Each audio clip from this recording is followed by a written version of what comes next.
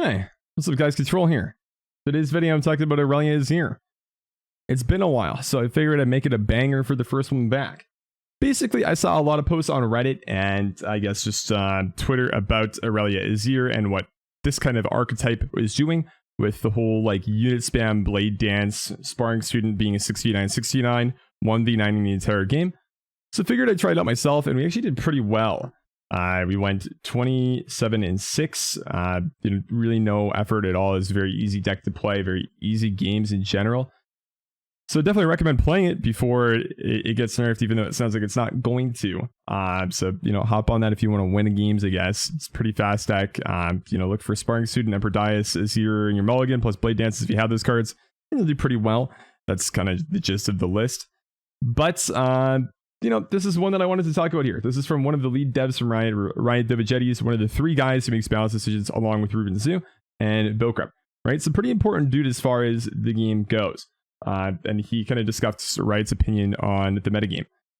Really, what they ended up saying is they said that they don't think Aurelia is overpowered, which I agree with, but that really isn't the issue with the deck. I think if you're looking at this deck and you think that the new champion Aurelia is the issue, you're kind of delusional. The issue is clearly Blade Dance, and that's kind of the new mechanic that sort of made this whole combo will work properly. It's not so much that Aurelia can go ahead and activate Blade Dance and you have the attack token. It's more so Blade Dance in general making this deck broken. Adding Sparring Student, just allowing that card to get to ridiculous heights as far as attack goes, making Azir flip at a rate that we've never seen before, and just giving Emperor Dais so much value that it's kind of just overwhelming for your opponents to deal with. That's kind of the issue. So it's not just one individual Blade Dance card, it's just the mechanic in general working so well with these type of cards in the game that we have already. That's kind of the problem, I'd say. And that just leads to this one deck being so good that I would consider it a tier S deck, which means that it's just above the tier 1 decks where it's really, really powerful. It's setting the standard for the metagame, and in order to win, you should play this deck or counter to this deck, which is effectively what this metagame is. It's Aurelia Azir metagame where you play Aurelia Azir or counters to Aurelia Azir, and those counters don't even work that often, honestly. Unless you're playing like a straight up mono Fiora deck, which is probably one of the freest ways to climb right now. If you guys are looking to hit Masters, probably just jam that. Yeah, just play Fiora, you'll do well. It's going to be pretty easy, I think, because you just like absolutely turbo stomp the Blade Dance deck. But beyond that, it's a little bit annoying to have to play one deck or counter to one deck to do well. Personally, I'm not a big fan of that. I think one of those ridiculous things here for me is that they sort of cherry pick some data here as far as their argument goes for the metagame being healthy by kind of just looking at the champions overall win rate for all ranked games. So we're talking Iron to Masters, right? This isn't like a just high rated thing where you're going, I'm going to look at the balance from like Diamond to Masters or Masters to Masters and see what champions win rates are there and see what the play rates are there. No, this is like a complete Iron forward to Masters kind of win rates statistic here. So I think it's kind of misleading because you really shouldn't be taking any information from Iron, Silver, or Bronze, in my opinion at least, to be used towards the balance of the game and really any form of argument to make it seem that it's healthy or not. I'd also say that it's a little bit weird they don't really include any play rate data here. It's nice to bring up the whole like, hey, this is like all the champions that have above 74% win rate across all ranks. What about the play rate? Because I mean, it's really cool, right? Heimerdinger has an above 49% win rate at all ranks, but I mean, what is the play rate of Heimer? Like 0.05%? There's got to be something ridiculously low like that, right? Whereas you look at something like Azir Aurelia, it's at about 20%, which is pretty high, right? Having a 1 in 5 chance of playing against Aurelia Azir is pretty nutty. Issues that I personally see with the deck are that Azir is a backline champion that's very, very powerful and one that is very difficult to remove being a 1-5 that comes out early. I think that you have the ability to flip him very, very quickly and just actually pop off with the Blade Dances with very minimal kind of drawback, right? Usually in Rotira, attacking is something that you really don't want to do. You get punished a lot for attacking this game, and it's just not great in most cases. Blade Dance kind of makes up for that though, because you get so much generation with Azir and Emperor's Dais that you get little tokens to come in, and you're really not risking too much by having just 1/1 Blade Dancing so that go poof anyways when they're done attacking, go away. So it kind of just negates the whole attacking is bad thing, which I think is fun. And I actually think that Azir Aurelia is an enjoyable deck to play. This is all coming from the perspective of somebody who really does enjoy aggro decks. They're my favorite decks to play in card games. But I look at this one and it just seems like it's a little bit too imbalanced at the moment, and I think that it does definitely need nerfs. Anyways, big thanks to Dova for actually making the post on Reddit about that, just to share kind of their take on the current situation. And again, even though I disagree, I still am very appreciative of it, because it's just information being shared that we wouldn't have otherwise. I look at games that I played previously, like Hearthstone, where the developers really are just silent about literally everything. And as a player, that really sucks. So I really do appreciate them going out of their way to just take some time out of their day, make a post on Reddit, and just let the community know how they feel about the game and what their approach is. And even though that actually leads to some backlash, right? Like, you see a lot of content creators making videos like this, making posts on the internet about how they disagree with their opinions and how they don't like them. Well, I will say, even though I do disagree with the fact that I think the metagame is balanced, I do really, really appreciate that they're sharing how they feel about that. I think that's a really important thing to note. So, you know, if you guys don't like the metagame, don't personally attack the developers or anything like that. I think it's a very important note. You know, you can say you dislike stuff, but don't go, hey, you're a fucking idiot, Lamau, etc., etc. Because, I mean, for them, they really are going above and beyond, taking time out of their day to make posts on Reddit. I don't think it's really part of their job description, so big thanks to them. And I would like to also ask you guys, what do you think of the mustache? Is it a good look?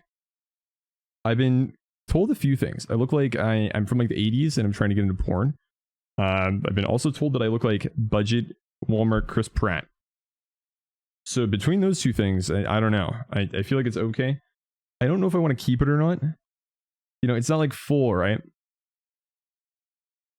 I'm missing a little bit of hair in the middle. But I think it's okay. I'm not too sure. Let me know if you guys think I should keep it, get rid of it, or just your general thoughts in the comments below. Anyways, enjoy some banger Azir Aurelia gameplay, and I will see you guys tomorrow for some more gameplay. Check out my Twitch stream. I am moving out and need all the Twitch primes in the entire world.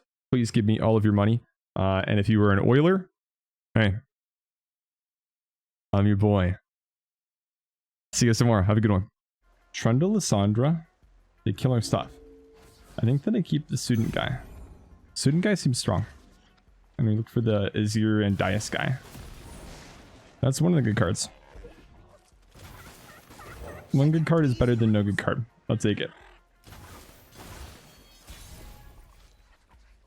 To become an underwear model, you wear underwear and let someone take a picture of you. It's that easy? Really? I never knew it would be that easy to be an underwear model. So all I need to do is wear underwear. And someone takes a picture of me. Then I am an underwear model. I mean, sign me up, fam. I've been wanting to be an underwear model since day one. I think here... Pass is the play. This guy thinks I'm going to develop. I pass. This has to be a bait every time. He like insta-passed. So I do this. We go 4. I could play Dunekeeper to play around Avalanche right away. And then go Aurelia for the duet. Seems good. See what we see. Big brain. You play around the annoying removal spell. And then the visual bug will bait him into playing Avalanche. He's like, my Avalanche is going to be so good here. And then you quickly ruin all of his hopes and dreams.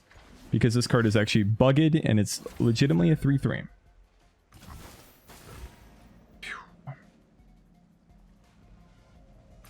Sucks to be this guy. I could actually recall this if we want. Play another student and then do it again.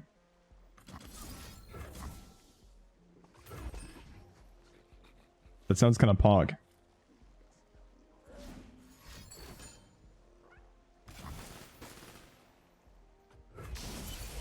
My play was thwarted.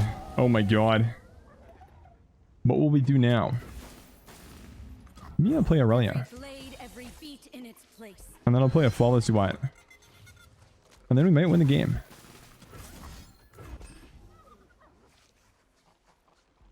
I think the best way to climb is to play this deck in low yellow because they don't know about the bug. This card just has +1/1 more than it looks like it has. Which then confuses your opponents into playing Avalanche when they shouldn't, which then results in you winning the game on turn 4.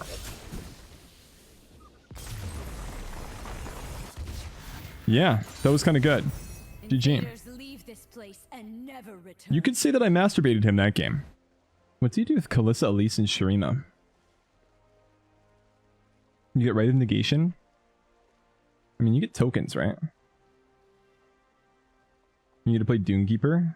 I don't know what else. I'm gonna hard mulligan because my hand looks bad. This looks kind of bad still, but a little bit better. This card's kind of hot. Doomkeeper is like basically budget Lucian. Oh. I mean, I really can't pass up 13 damage on turn 2. Imagine a world where he just doesn't have anything. Or the thing he has is bad like that, and I still get 8 damage on turn 2. The world is pretty good when that's the world you live in, right? 8 damage on turn 2. He surrenders on turn 2. I mean, it's pretty balanced, right? Yeah. 1, 2, 3. I don't actually want that, I don't think. These two? Good though. Okay. Well, I'll keep the Doomkeeper, I guess, then. I feel like I don't play this on 1 in attack, but it just seems wrong. I like the idea of having mana for Shapestone with a Shapestone. To me, that seems appealing. When I look and think about good cards, I think burst speed plus 3/1. That's what comes to my mind when I think of a good card. So I feel like playing for that is intelligent. You need not follow, but you will witness. This guy here? Maybe not that intelligent actually though.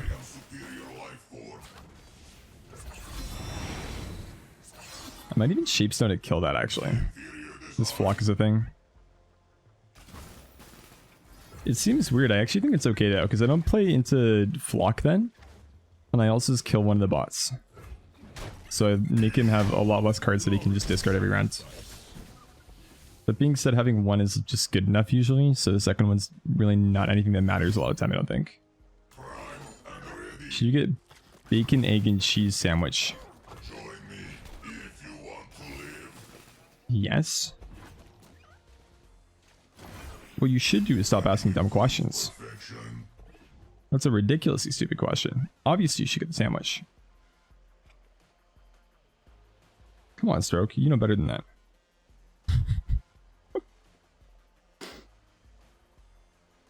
I want a fucking sandwich, dude. You make me hungry as fuck. I don't have a thing to swap her dog into the Ezreal to kill it though, is the only problem here actually. That could have been a play though otherwise.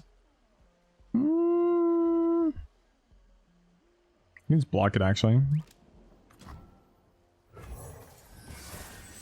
I think the just block play is fine. It doesn't kill it. But that's okay. Then we play Big Girl Aurelia. And get Mystic Shotted.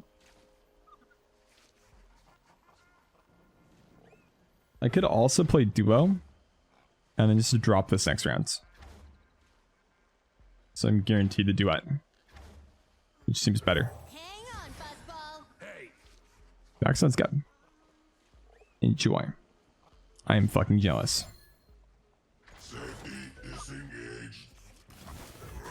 He plays the R. Kelly song card. I can't be the only one that every time I see Ignition, I just think R. Kelly. Tell me I'm not at least, please. Because I might be.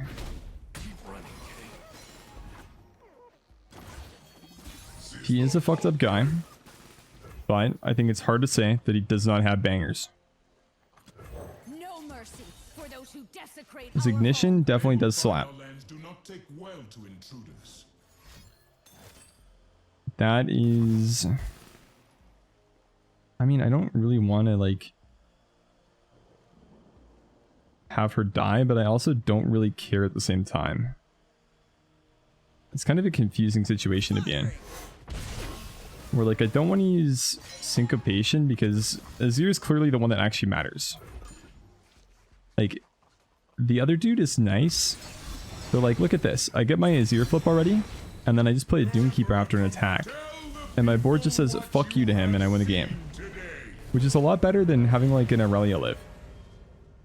Even though it feels bad that she doesn't live. It's just one of those. She dies for the greater good. Thank you, Aurelia. You were doing us a major service here. Until we see Culling Strike and then I cry. But, you know. It is what it is. Now Culling Strike doesn't exist, so we're just in a great spot.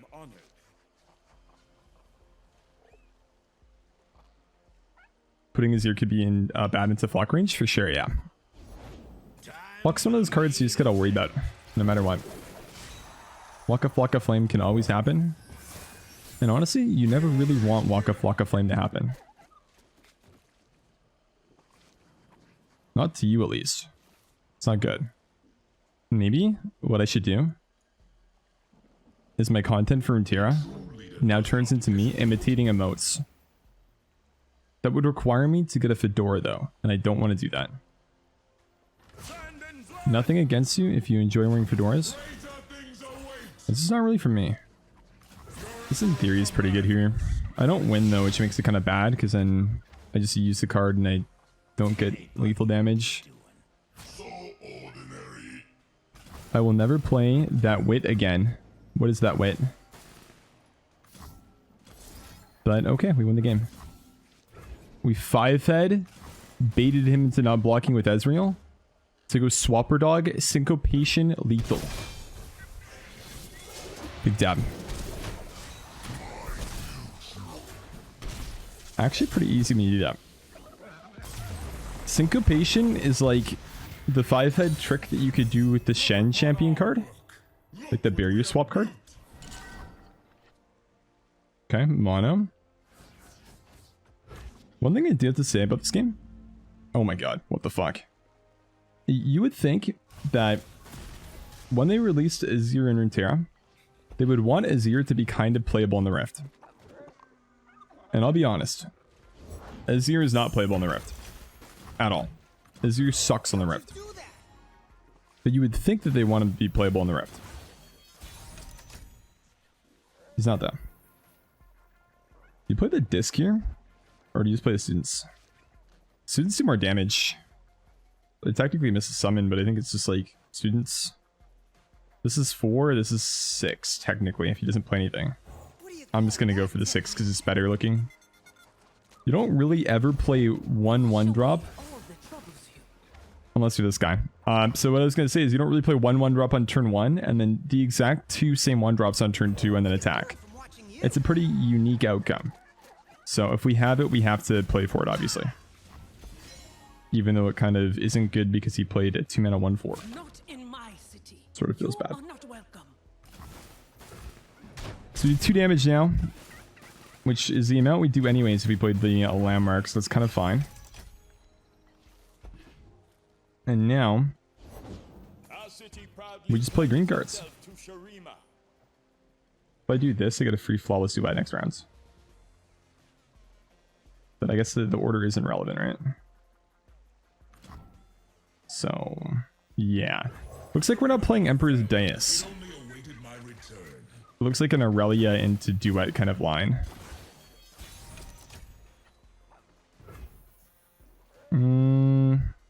Play 1 Blade Dance. Okay, we go Deus plus Blade, Ribbon Dancer now.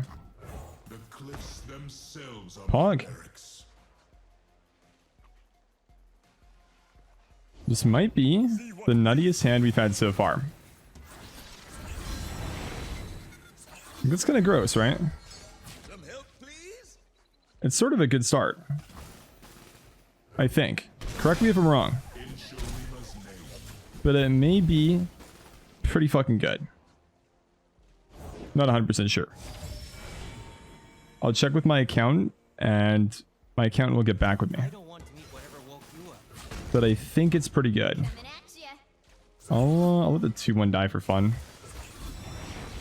Yeah.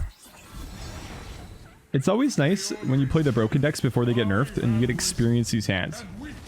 Because these are the type of degenerate hands you're only going to be able to do for a small window of time. And it's one of the beautiful things about playing a broken deck when you know it's broken and when you know it's going to kind of get nerfed. In most cases, at least. Keep your distance. I mean, in basically every case, I think actually this deck's going to get nerfed. It's not safe. But yeah, we did the disgusting thing. It's kind of good. Listen to me. Riot is talking about not nerfing it. I mean, that's an angle for sure. So is the idea to not nerf the deck because they want the metagame to change, maybe? Because it has been pretty similar for a very long time, right? So I could kind of see that in the sense that they would want to do that because, hey, you know, not a lot of things are changing. We want things to change. Wait for me. Which is understandable. It's just, is that how you'd want to go about it, I guess? This deck is easily countered by Braum, Vlad, or dragons. Yeah, well, I mean, it's not like really a topic of whether or not it's countered because it is. The thing is, if you don't counter it, it's really strong and basically just wins the game, right? So what ends up happening with a deck like this is it ends up warping the metagame. That's like the issue with it. Is you have like one deck that's really fucking good that you'll just lose to basically every time if you don't hard counter it. You know, some people will be fine with that. Me, I think it's kind of an issue. I don't think it's necessarily that healthy to have one deck that's that strong and really that unstoppable. It just absolutely forces you to just counter it or play it. It's not really that great, I don't think. We dance to the That's just me, though. drum of war, and all our hearts beat as one.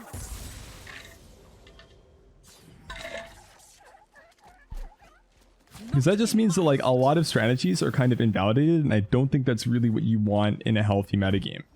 I think you want to be able to play not every deck, because obviously some are going to be better than others, but you would like to be able to play a wide variety of decks and strategies, not just like decks that say do well into this or you just lose. That's not really what you want to do, I don't think. I don't think it really matters, but sure. Glory, formations. Let's do some shit like that. Don't touch it. A little respect. You disrupt our peace. Yeah, kind of gross. And definitely like an optimal pan out kind of. What's up, Mango? How you doing?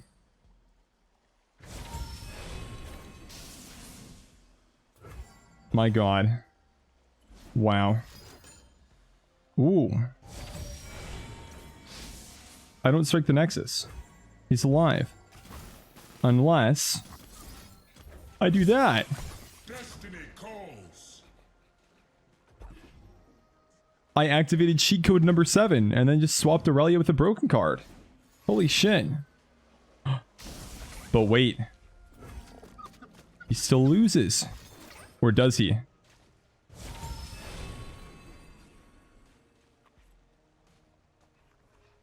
So we're actually silenced, right? Does Quicksand silence you? Give an enemy -4 attack and disable its keywords, excluding any negative ones. So I can't play a Rise to gain attack then. Which means that I do not win here. Okay. That's a little bit of a weird hand from him.